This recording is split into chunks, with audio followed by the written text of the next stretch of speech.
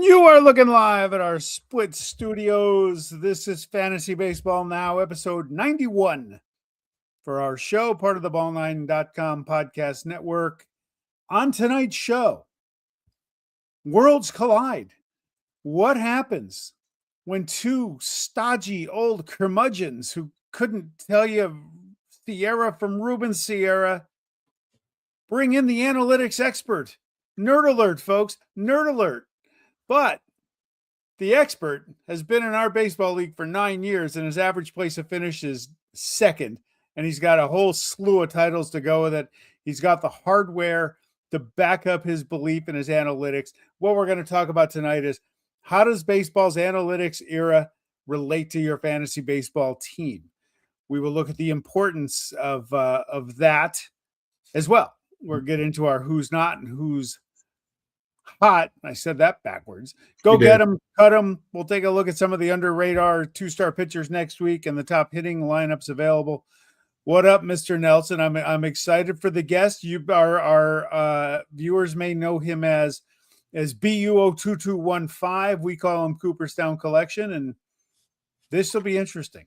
That's a good way to describe it. It should be very interesting. But before we dive into that, make sure you follow us on all our social medias at Fantasy Base B now, on the application formerly known as Twitter, on our Facebook account, on our Instagram account, and through the Ball9 website where you can pick this up, as well as our YouTube channel, as we slowly scratch and claw to try to add 3 cents a week.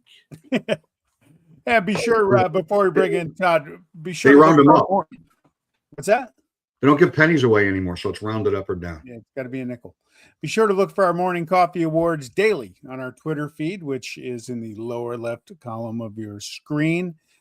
With that, and for those of you in the Albany area, tune into Sean's new podcast, his Section 2 podcast for high school sports, covering Section 2, off to a great start. And if you've got kids that are playing high school sports, you might hear a kid's name on there one of these times. Yeah, maybe it'll be good. It won't be this where that fucking this. It won't be that kind. This is building up high school sports in Section 2. This is not tearing down players like we do.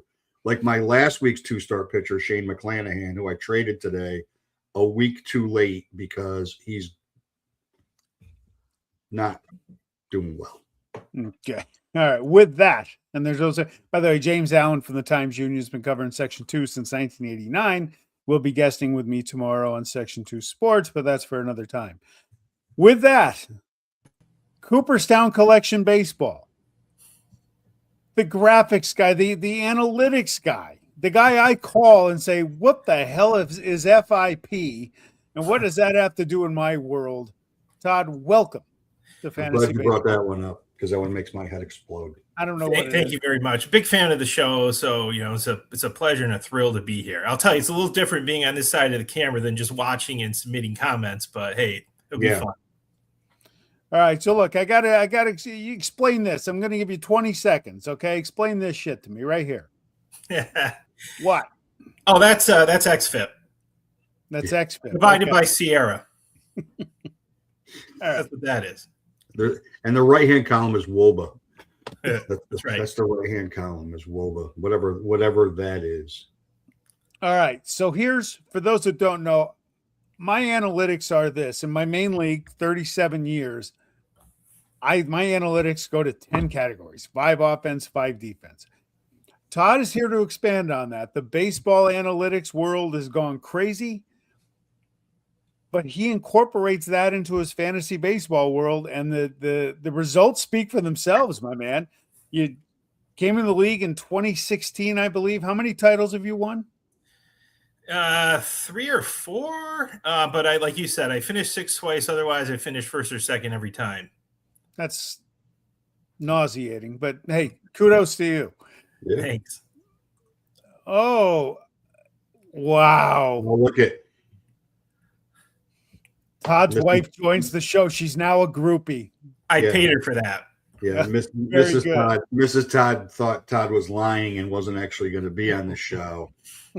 And he was going to be on some OnlyFans account, but no, she checked in to make sure that he was here instead. And he was true to his word, as he always is. I won't tell her about your appearance fee.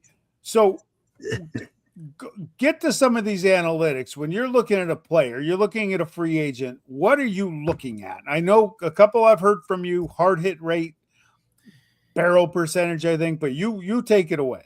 So I mean, I look at players like stocks, right? I mean, you can just look at the stock price, what it's done the last few days, a year, whatever. Buy your SpaceX if that's all you really want to look at. But there's a lot of information now that's under the hood that you can really delve into these players and see if they're legit. See if you want to buy into them. See if you want to trade for them. See if you want to draft for them. So that's really how I approach analyzing a player. Now, pitchers, obviously, and hitters are two different things. You know, surface stats, we're in a 5x5 roto, but even if you're in a points league or something, it all emanates from results. So, you know, secondary stats like BABIP, everyone knows what BABIP is, left on base percentage, home run per nine. I mean, those are all very relevant and important when you're looking at a player, but there's a few other more advanced statistics that really try to strip away things that a pitcher doesn't control. Let's talk about pitching first. Things that a pitcher doesn't control to get to a number that is reflective of his true talent, his true skills. Talking about FIP, XFIP, SIERA, and xERA. Okay, what does FIP mean? All right. So all FIP cares about are what is in control from a pitcher. So Ks, bases on balls hit by pitch, and home runs. That's all it cares about. FIP uses the pitcher's actual home run percentage, whereas xFIP uses the league average home run percentage, is about 10.2%. Traditional thinking is that FIP is reflective of what a pitcher has done, and xFIP is reflective of what a pitcher is going to do, if that makes any sense. So FIP is considered more backward looking, xFIP is considered more forward looking, generally speaking. Now, we've agreed in the past, a lot of this stuff is analytics driven. There's no guarantee with any of this. No, absolutely not. Whenever you bring up expected batting average, that sound you hear is me slamming my head off of the steering wheel. So that's really easy. We'll get to that in a moment. But okay, thank you. Yeah, so in all of these models, like I said, they try to strip away things that a pitcher doesn't control. Defense, luck, that sort of thing. So that's FIP and xFIP in a nutshell. SIERA, and again, I don't want to get too in the weeds.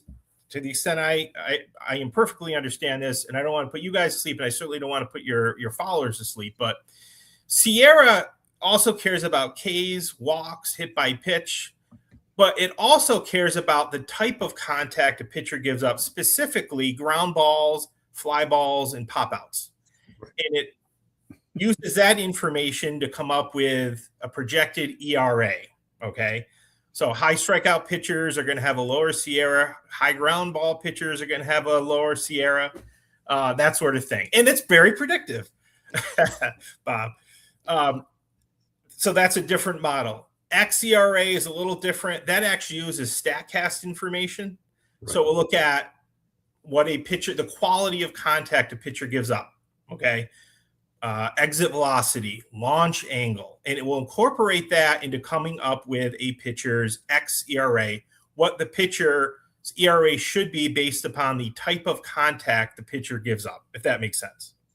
So, Mike, you writing this shit down? Yeah, I don't need to. I've got a photographic memory, and it's a film camera, and I ran out of film. Hey, by the way, I think Jazz Chisholm just homered.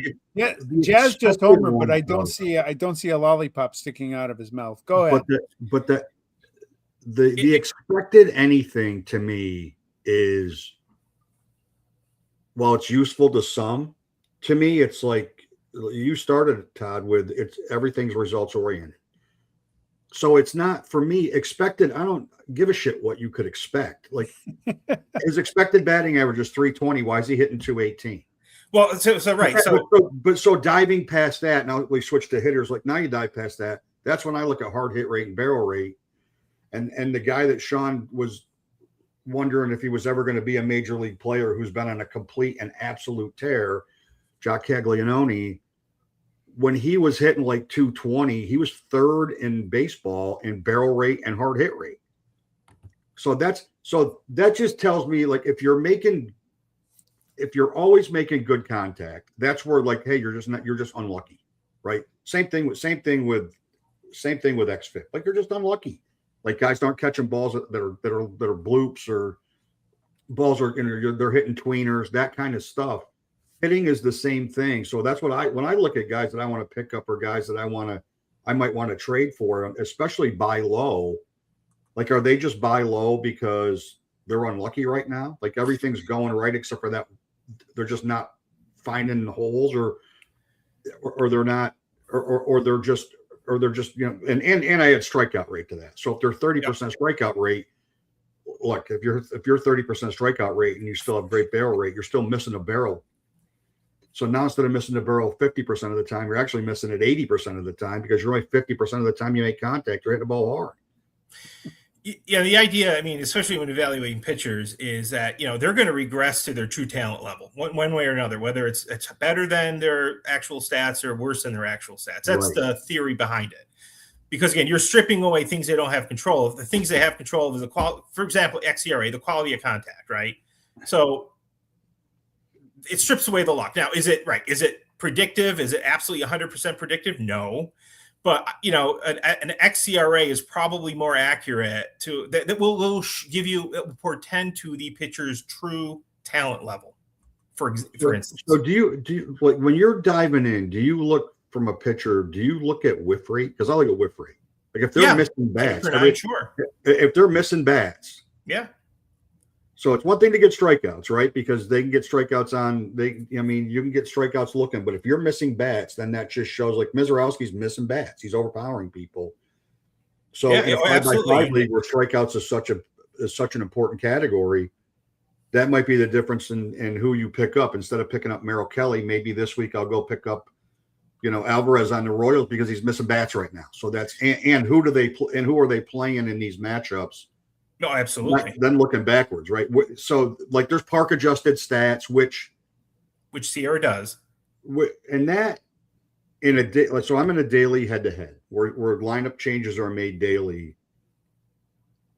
That you could spend an incredible amount of time setting your lineup in a daily lineup league, because you could dive into every one of these stats for every one of your players, especially your pitchers, and be like, like, I know he's having a great year, but he's pitching in cores, which is an easy one to throw away. But maybe this year the ball's flying out of Texas, or maybe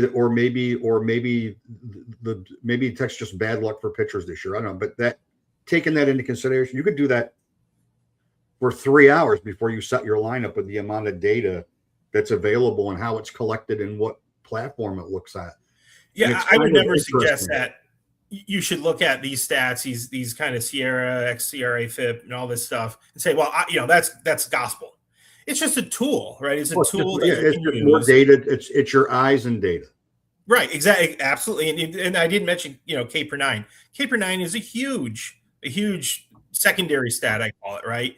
Yeah, secondary stat to consider. Absolutely. And one thing I didn't mention is, like, pitching, also very handy tools are Stuff Plus and Location Plus. Basically 100 is league average. If you're above, like, Mizorowski has 100. Stuff Plus is basically the nastiness of the pitcher, the movement, the spin rate, the extension. Mizorowski's 125. I mean, that's about as good as you can get. But look at in Stuff Plus, Location Plus, huge indicator of a pitcher's true talent. And for example, and Mike, you'll be happy about this. Brian Wu, before his last start, which I think was 7 scoreless, he definitely had an ERA above 4. Yeah, no shit. It was on my team. What's that? It was no shit. It was on my team. I could tell you all about that. But his FIP and xFIP was 308. I'm sorry, his FIP was 308. His xFIP 369. His xERA 327. SIERA 3.5. Stuff Plus 109. Location Plus 108. So all of those numbers said better days are ahead for Brian Wu. Now, last time was only 1 start, but I would say Brian Wu is probably a good chance Brian Wu is going to go on a tear and show us, much, much better days. Yeah, No, we and don't I need think that. Mike's in first place, for crying out loud. I No. think it's easier. I feel like it's easier the more that players have a body of work, the easier it is to trust Absolutely. the stats, right? So a month into somebody's rookie season, you just I can't take minor league data. I can take strikeout rate for a hitter, like what's their whiff rate as a hitter. Like I'll take that into consideration. If they're striking, it's Spencer Jones. If you're striking out 38% of the time in AAA, you're going to strike out like 45% of the time in the majors, most likely. But until they're up and they get some stats, it's harder for me to even consider trusting that stuff versus looking at guys that spend all their time focused on prospects and why they like these prospects and what team they're going to and how much they're going to play. When I start really looking at prospects. Yeah, absolutely. Players with a track record, and you can compare what they've done in the past to what they're doing now. I mean, in my opinion, hitters are much more straightforward. Yeah. You could look at like xERA, xSlug. Again, that would incorporate the StatCast data, how well they're hitting the ball, how hard they're hitting the ball. But hard hit percentage is a huge indicator of. Huge. And couple that with fly ball percentage, right? For example, Fernando Tatis is number 11 on StatCast hard hit percentage. Fernando Tatis has what, 2 or 3 home runs, something like that. Yeah. Why? Because his I believe his ground ball rate is pretty high. I think almost 50%. You can't hit home runs through the wall, right? No. So that's why. But if the holy grail of hitters is a hard hit rate and a high fly ball rate. Yeah.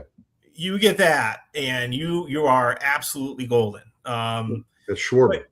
But I just want to read off really quickly. I don't mean to hijack the show here, but these are the top hard hit percentage players. You're going to recognize some of these names. James Wood, 60.5% hard hit rate. O'Neal Cruz, number 2. Murakami, number 3. Nick Kurtz, number 4. Caglione, homer twice tonight, number 5. Judge, 6. Bowers, number 7, believe it. Jake Bowers. Although his ground ball percentage is pretty high.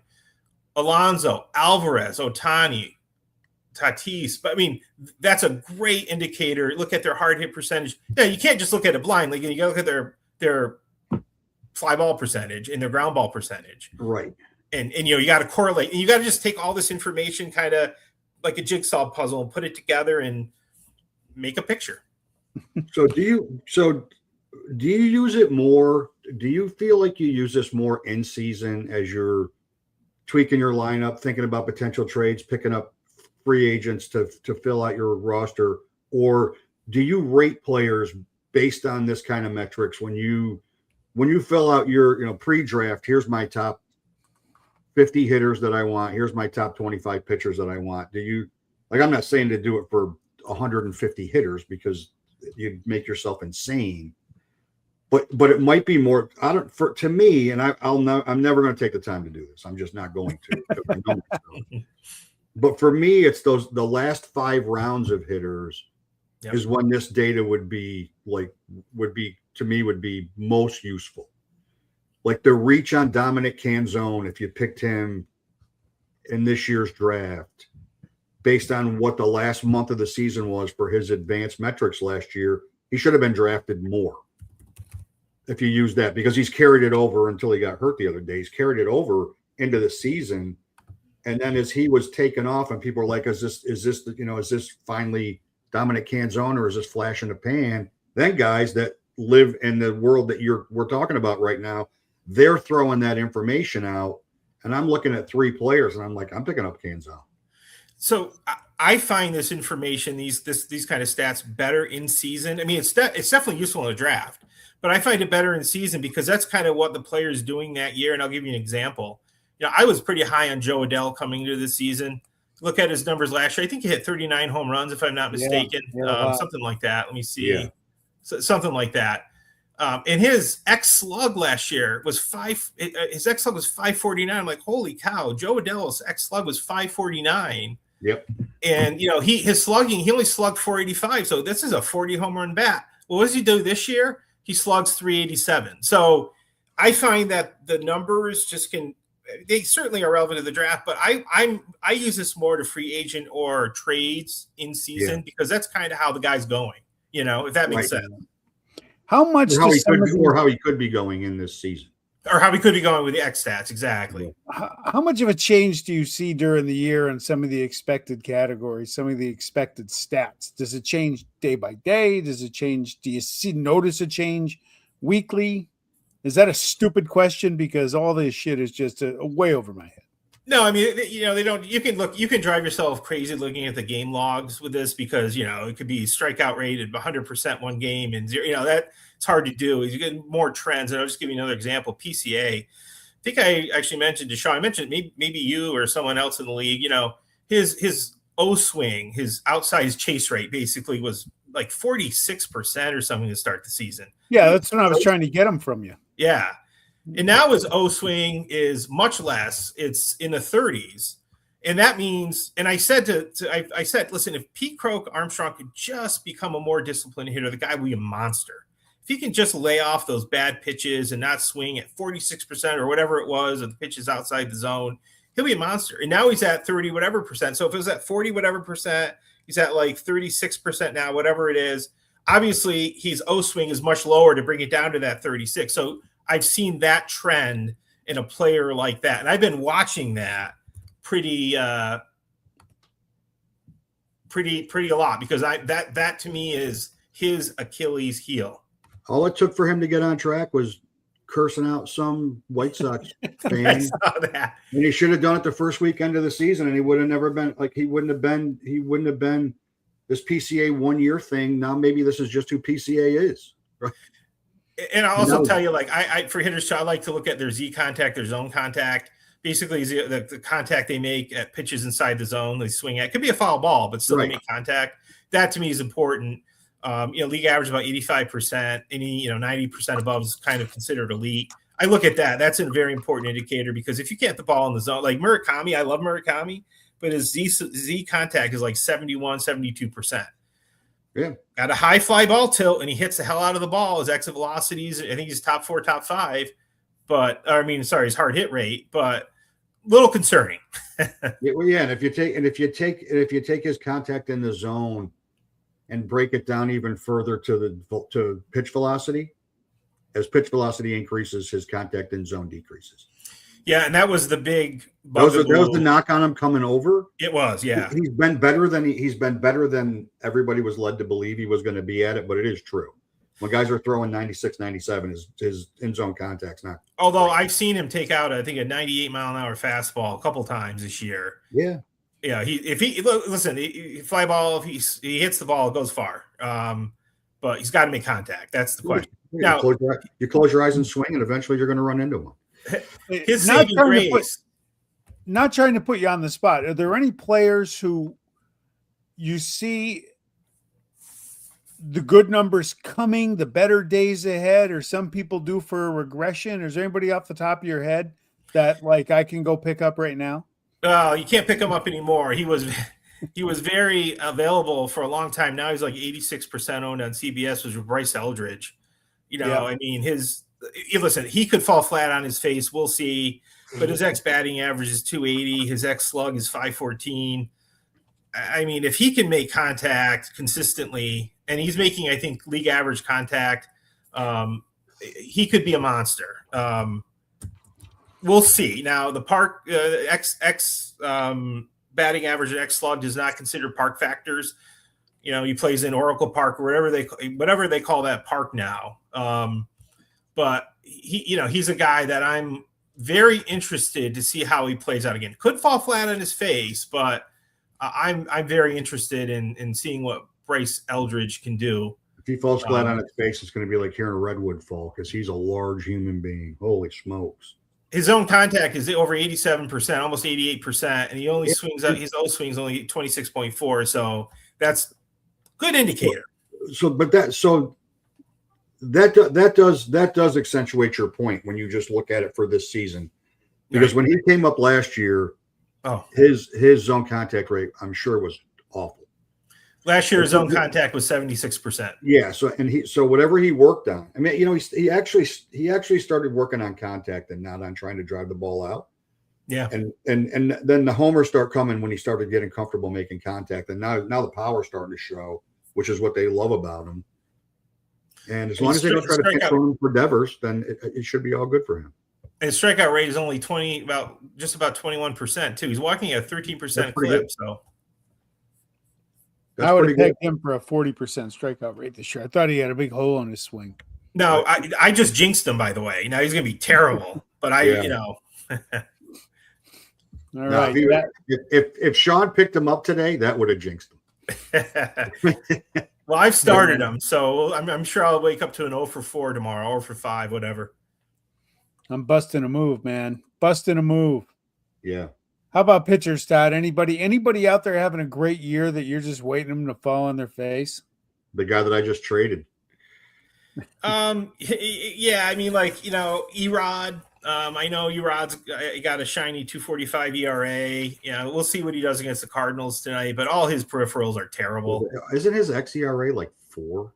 Yeah, his xERA, I've got it down here, is 4.92. Yeah. He's getting by in a 107 location plus. His location is the best of its career. He's getting by, but his stuff plus is only a 90. He's really gotten lucky. I think his BABIP is 256. Last couple of years, his BABIP was like 320. Career guy, like over 280. He's getting pretty lucky. Yeah. Again, he'll go out and throw 9 scoreless tonight because I brought him up. Another guy, not very well owned, but is this Troy Melton from the Tigers. He just had 6 innings, 1 run, 5 strikeouts, but boy, his peripherals are bad, really bad. A lot of soft contact, only a 34.7 hard hit rate, but stuff plus only 96, location plus 93. FIP is 5.4, xFIP 4.73, SIERA 4.83, xERA is actually 3.8 because of the low contact, but not a guy I'm interested in on the wire. All right. No, and that is like that kind of work. Head to head, it can really help you a lot. It can really help you a lot. Early in the season, it helps you a ton. Because you pick up a pitcher in May and it looks like they're off to a really good start, but the analytics say they're not. And then you pick them up for a 2-start week, and the next thing you know, you just cratered in 2 categories because they took the ball twice and you had them in your lineup. Case in point, Robbie Ray. No, your buddy. Had a 2.5 ERA, 2.52 something. I cut him. I looked at all his peripherals. They were atrocious, including his home run rate. I'm like, this guy is a powder keg. And sure enough, and nothing gives me more. And I, don't know the guy professionally. I root for him, but nothing gives me more joy in fantasy when Robbie Ray goes out and lays an egg. Yeah. Especially when he's active on somebody else. The easiest to look at with him was his walks per 9. Home run per 9, walks per 9. All his peripherals were terrible. Bad pitcher. Yeah, and he was lucky enough to pitch on a terrible defensive team, so he'd give up 8 runs, but only 4 would be earned. So his ERA didn't balloon as high as it could. Yeah, just not a Robbie Ray. Never again. Never again. Never. If I ever put him on my team, I don't know. I give you guys permission to heckle me mercilessly. We don't need your permission, bud. That's true. That's true. All right, hey Todd, you want to hang around? I want your opinion on our who's hot, who's not guys. Sure. And our go get and cut. Sorry to cut into your family time, Sherry. No, that's the way it goes. Okay, you ready to go? I'm ready to go. Mike? Okay, here we go. Who's hot?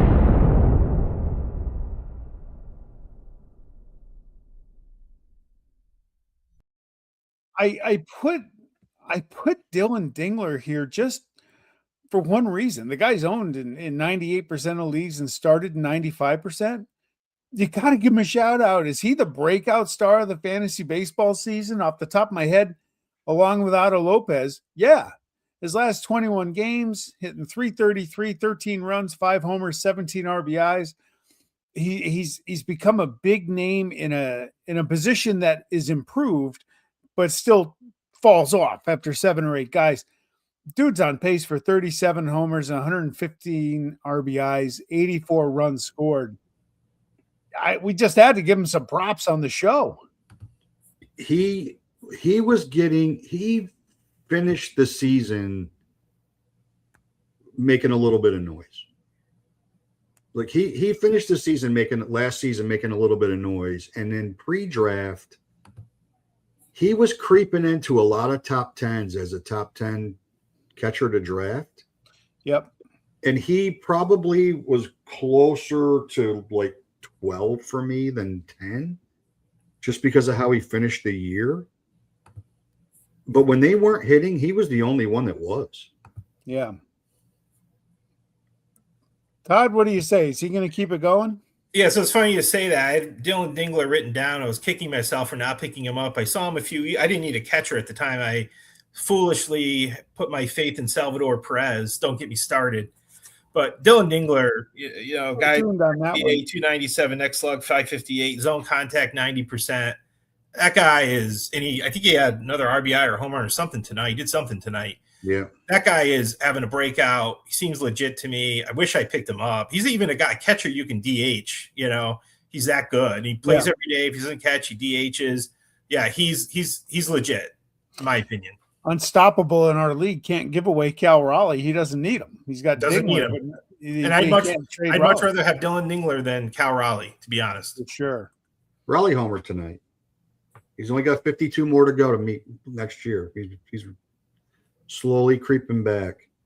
And I can't believe that I looked at this guy's stats for the last 2 weeks and was like, what the hell? Like, really? I mean, I did see he was pitching pretty well. Like, I would just look at it, I wasn't looking, I didn't dig in one bit.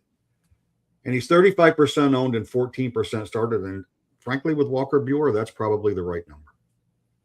It's probably the right number. But his last 3 starts, he's 15 and a third, 16 Ks, a 1.25 ERA.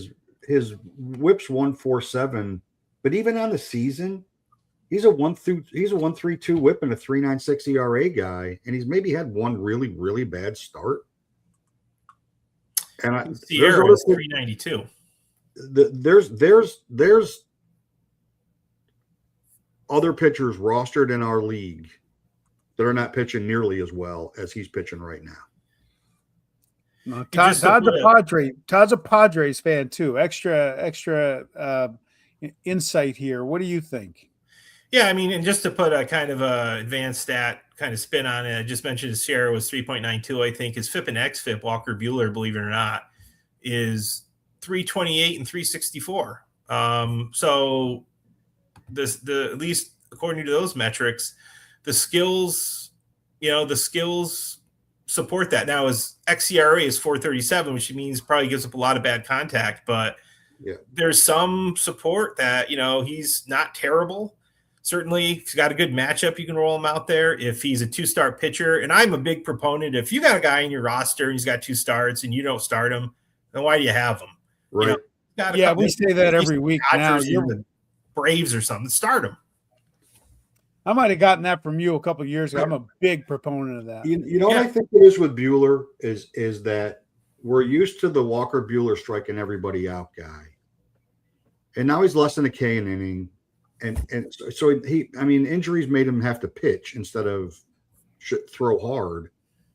And so because he's not 7 innings, 3 hits, 1 run, 11 strikeouts, nobody's paying attention to him. Like they don't, and I honestly wasn't paying attention to him. And fortunately, in our league, I don't need to pay attention to him. But when I just looked at the last 2 weeks, and I just, so I sort by different categories just to get a half an idea of how guys are doing. Usually, I start with high ERA to see who's cold, and I roll through with him, and I'm like, man, he's had a good. His last 3 starts have been really good. And he hasn't allowed Padres is they don't get blown out, and they're not going to blow anybody out. So these guys, like if they get blown out, it was because whoever started sucked. Their starter had a bad night.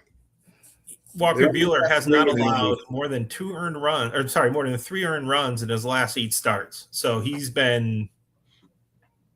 And that so it should be higher than 35% rostered, is what you're saying. But 2 runs or less in 7 of those 8 starts. That's correct. Yeah. So not only is he hot, but he should be higher rostered than 35%. He definitely should be. Yeah, it's amazing. And you'd add him before Eduardo Rodriguez, without a doubt, because the stats tell you that he should. Although, again, tonight with a disclaimer that Eduardo Rodriguez will go 9 innings tonight. I called him out. Of course. Of course you will. Well, that's like, well, I knew McClanahan was going to get beat up because I was going to bench to start Shane McClanahan for coming off the DL Brandon Woodruff. And I'm like, I'll give Woodruff another week. That was a good idea. Todd, when he went 6 innings with 1 hit and 10 strikeouts last night, right off the DL. Todd, you can pick one: Walker Buehler, Bubba Chandler, Trevor Rogers. Not Trevor Rogers. Not Buehler. Not Bubba Chandler either. Yeah, I'd have to do a dive. My gut right now tells me Buehler. Chandler, I think, walks a lot of guys, doesn't he? His peripheral numbers are ugly. He's not striking anybody out. And their defense sucks.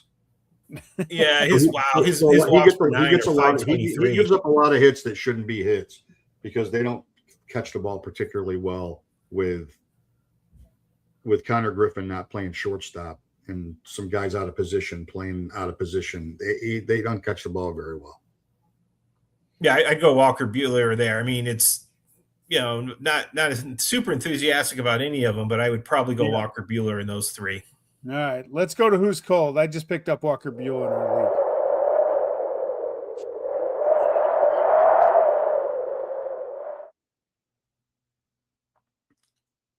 Oof. You want to lead off, Mike? Oof. One of my favorite non-Yankees in baseball.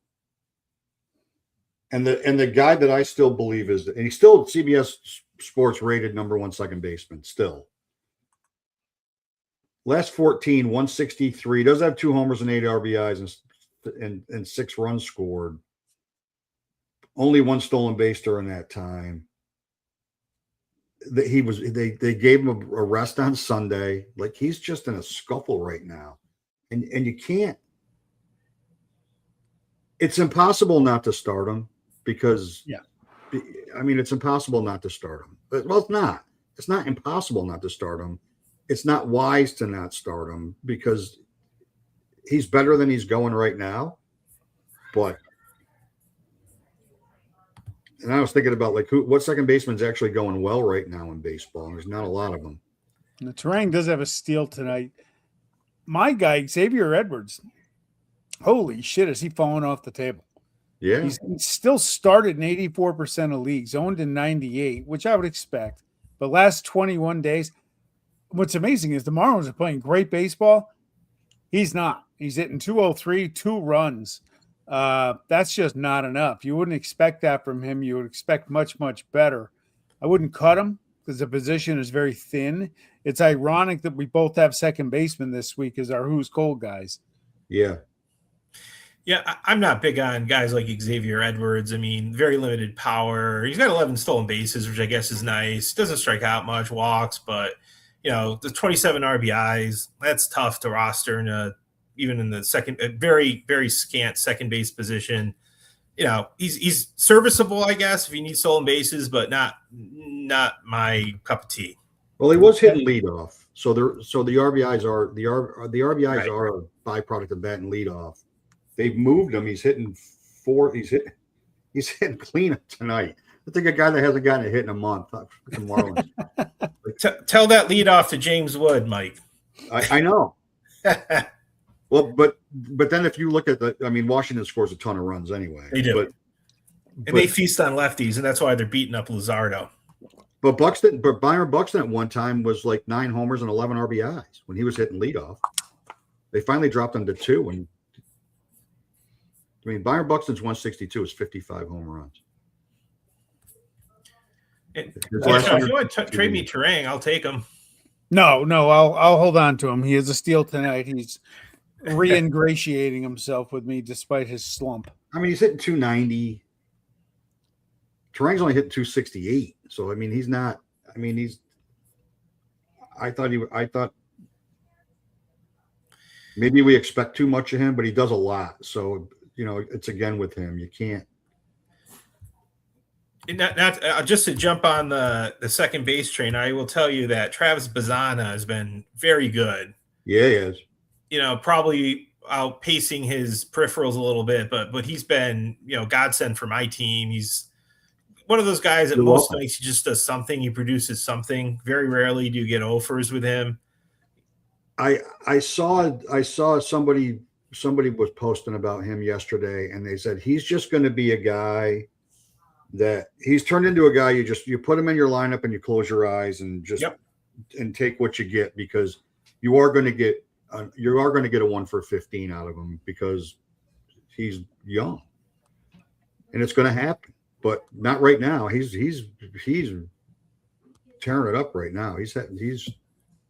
They're playing better than I thought they would when Ramirez got hurt. He's a lot of the reason why. Yeah. Losing Ramirez, that's a tough pill to swallow, especially with that underwhelming Cleveland offense to begin with. All right. Who are we going to get this week? Let's find out.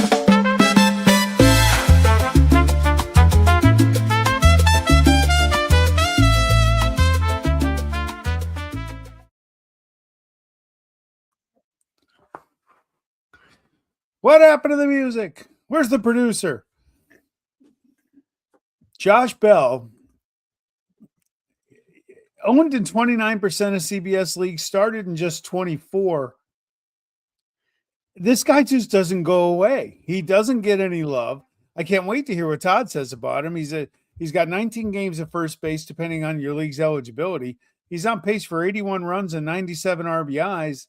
His last 21 days, hitting 323, 12 runs, 4 homers, 16 RBIs. Josh Bell is one of those guys that, to me, he's a good guy to have on your bench. If the matchups look good, get him in the lineup. If there's a lot of righties to face, Josh Bell's right. More leagues than 29%. He doesn't. You're right. He doesn't go away.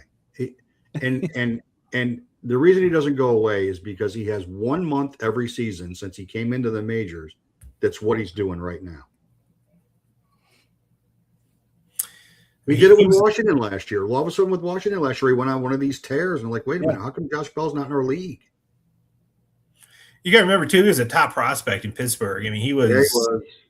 So he's got the pedigree, and he's actually underperforming his average and his slug. His average should be a little higher. His slugging, according to at least StatCast, should be a little higher. So he's a guy that, I'm not in love with Josh Bell, but if you need a hitter or a / first baseman in a pinch, especially in a deeper league, do much, much worse. Absolutely. Yeah. And it's the same. And it's the same. I already mentioned Dominic Canzone, who I know he's hurt, so I understand why he's only 35% active, but why he's only rostered in 66% of the leagues when there's grossly underperforming other outfielders that are rostered at a much higher clip. I mean, he's 281. He's 281 with 12 homers, 33 RBIs, and 20 runs scored on a team that doesn't score a lot of runs.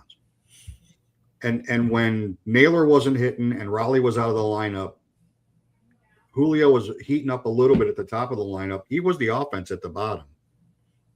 And he hasn't really slumped yet this year. He hasn't really slowed down. He's not 40 homer outfielder, but sometimes your third outfielder, 20-75 is all right, especially if they're going to hit 280. They're not going to hit 190 with 35 homers and drive in 75 RBIs. Just in Canzone, I think he's the only thing. If he's facing a lot of lefties in a week, you might just want to, in a weekly league, you might want to double check, because I think he's a strong side of the platoon. But if he's facing righty, get him in there. Well, they stopped platooning him. Oh, did they stop platooning him? They stopped platooning him 2 weeks ago, and it didn't impact him one bit. Yeah, roster resource still has him as a platoon, but that doesn't mean that's the case. Yeah, he played 10 straight games against all pitching, and he had a really good 10-game stretch. But you're right. It's like Kerry Carpenter's straight platoon at this point, and he's not even good on the platoon side, on the plus platoon for him right now. At least, if they're facing 5 righties and set in a 6-game week, you're going to get production out of him for that week for sure. All right. Who we cutting? Todd, this one's just for you. This is blasphemy. You're going to love this, Todd, because guess what? Sometimes it's just big.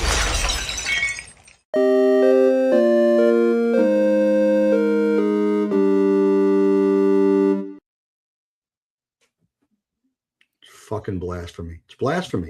This folks goes under the header of he's owned in 86% of the league, started in 67. Get rid of Sal Perez. Love the Hall of Fame. Hall of Fame. He's got all that stuff. It's blasphemy. He's old. Here's the deal with him. Somebody will always pick him up. Make him somebody else's problem. That sounds like something that Amy may say to you at dinner sometime in the next 30 days. Make him somebody else. Make you somebody else's problem. Somebody will pick him up. He just doesn't warrant it. I'm a little slow on my graphics tonight. He just doesn't warrant it. He's hitting 206, on pace for 58 runs and 58 RBIs. It doesn't cut it. It just doesn't cut it.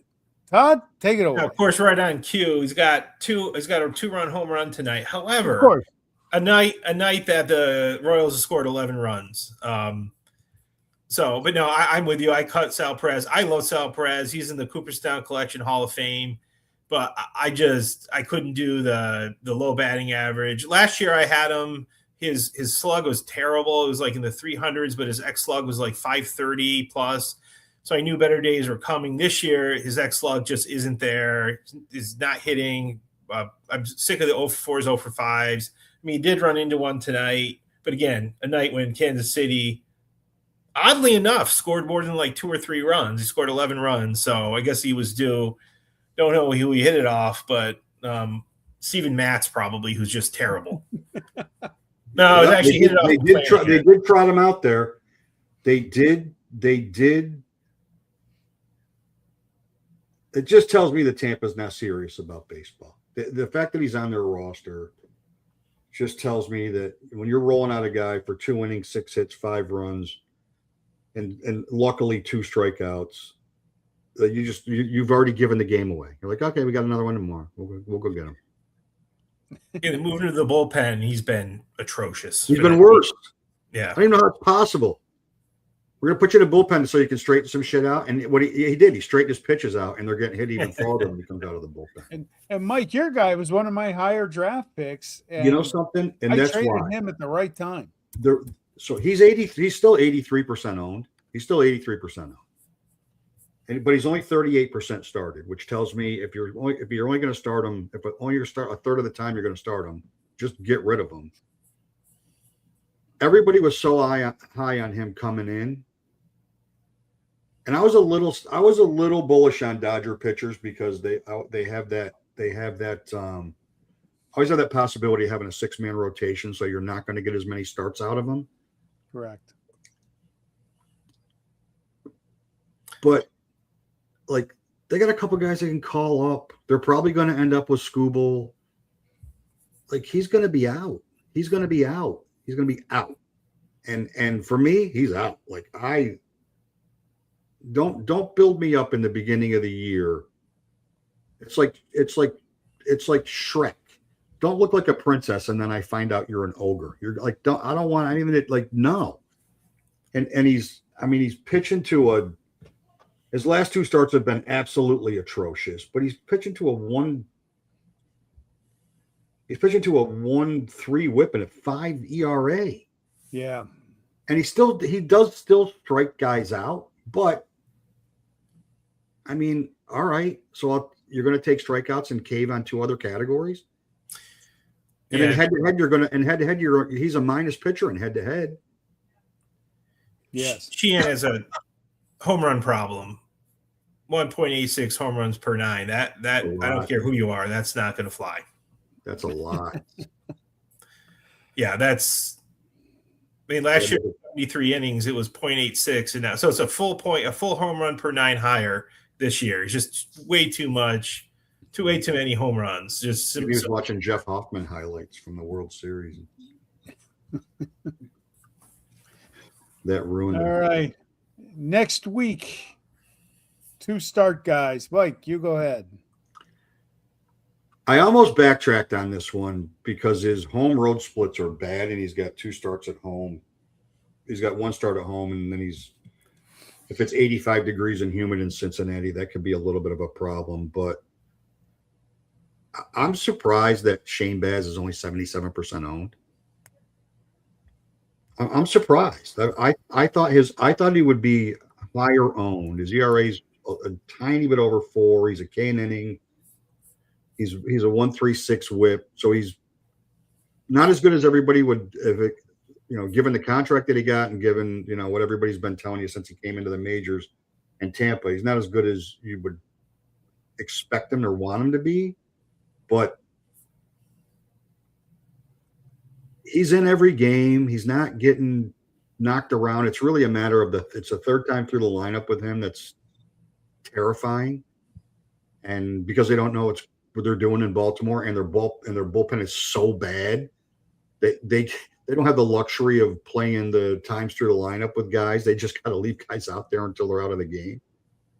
But I mean, facing the White Sox and facing the Reds, both of those teams strike out a ton. So it's a good opportunity to grab some strikeouts on a guy that at least keep you around and won't kill you in other counting stats for 2 starts. And my guy, the rookie Gage Jump, owned in 75% of CBS leagues, started in 48. He's got some tough order coming up next week with the Dodgers and the Marlins, both at home. In his last 4 starts, 25 1/3, he's allowed 4 earned runs, 21 strikeouts. The WHIP is under 1. I'm a believer. He's on my team. He'll be in my lineup. I'm not going to worry too much about the opposition. I can't figure it out. He doesn't look like the hardest throwing guy in the world. Maybe it's just location or mixing speeds, but he's been fantastic. His first start was terrible when he first came up from the minors, but since then he's been lights out. Does he literally have jump on his fastball? Like maybe he does on his fastball.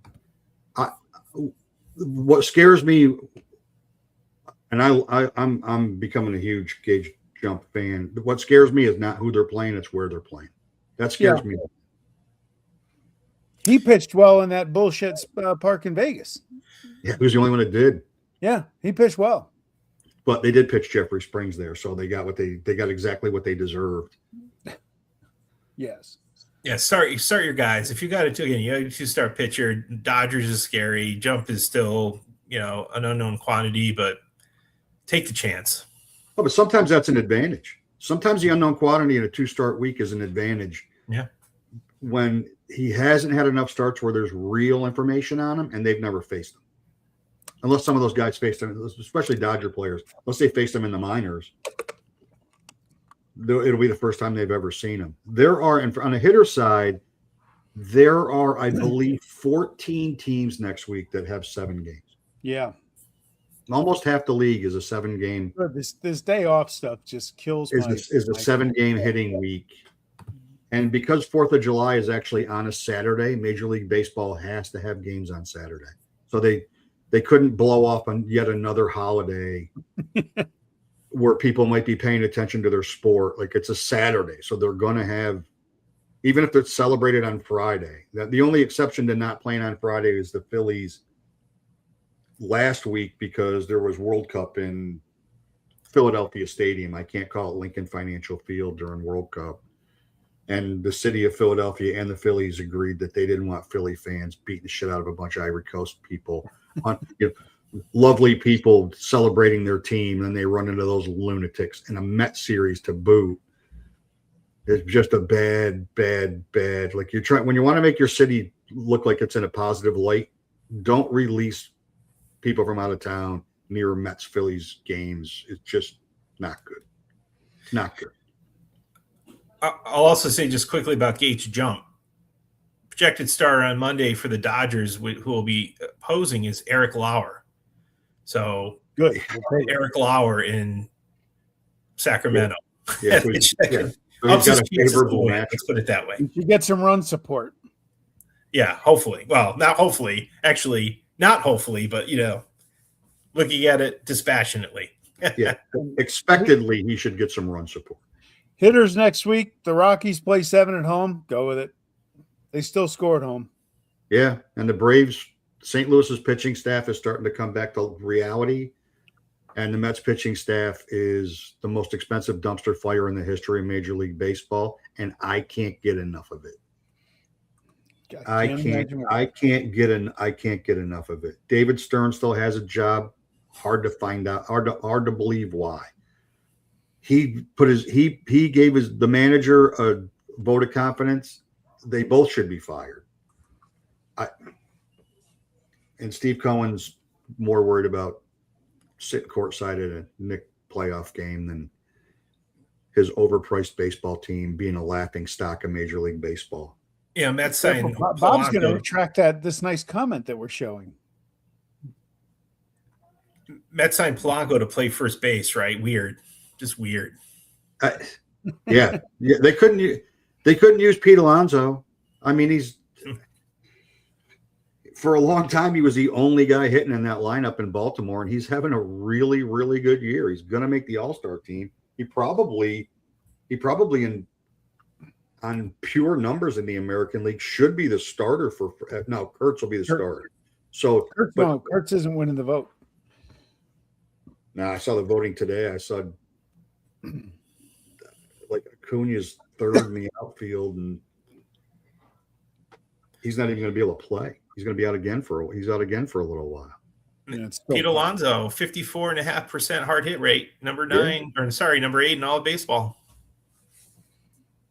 And they moved the fences in to help. They moved the fences in to help Taylor Ward, and he hit his 4th homer of the year yesterday. His whopping 4th homer of the year in Anaheim. The irony of that, as I have fun with my Oriole fan friends. Like, Taylor Ward's a beast. I'm like, hey, he's the most expensive doubles hitter in Oriole history. Congratulations. Absolutely.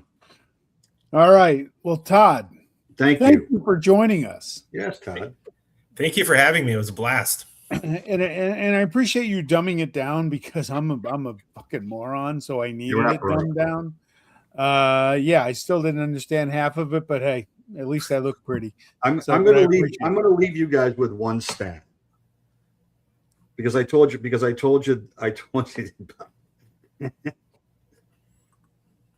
Bob said butthole.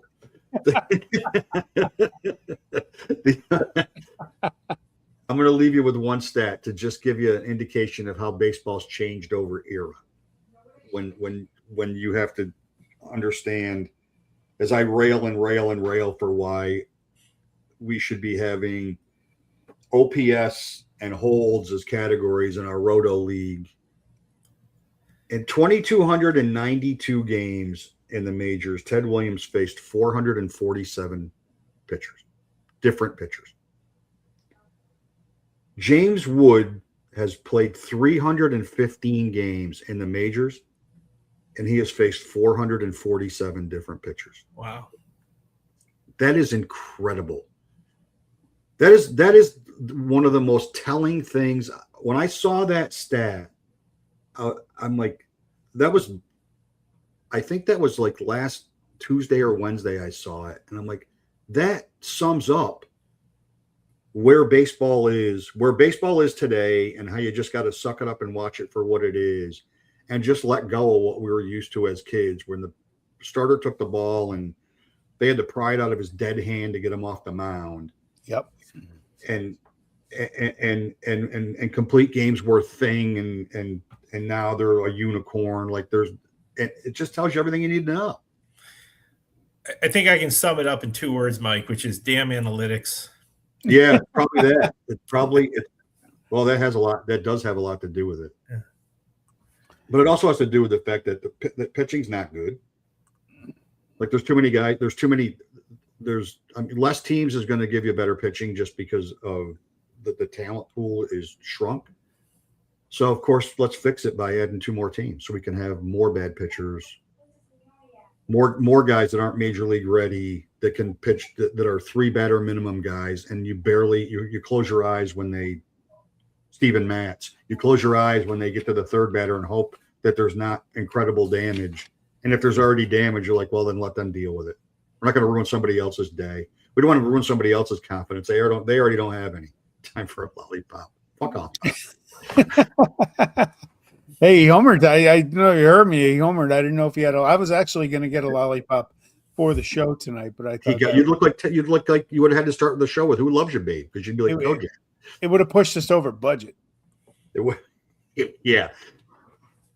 So I said, "Nah, we'll go with that." Yeah, plus you probably have those funny lollipops, those mind-altering lollipops. Those probably the ones that you use. Oh, I steal them from my kids. Who knows? Well, maybe if you had one of those lollipops, if we both had one, we would have understood what Todd was talking about. Maybe that would have helped a lot. I think that would have really helped. I think whatever it takes. All right. So next Tuesday, 8 p.m. and preview tentatively scheduled 2 weeks from tonight. Scott White, CBS Sports Fantasy Baseball Guru, tentatively scheduled for July 7th, 8 p.m. That's going to be a fun one. Yes, it will. All right, Todd, again. He doesn't know it, but we're going to treat it like it's going to be the airing of the grievances. When we're going to tell him everything we don't like about the CBS Sports line. You'll be okay. All right. Thanks, Todd. Out. Thank you. Thanks, buddy.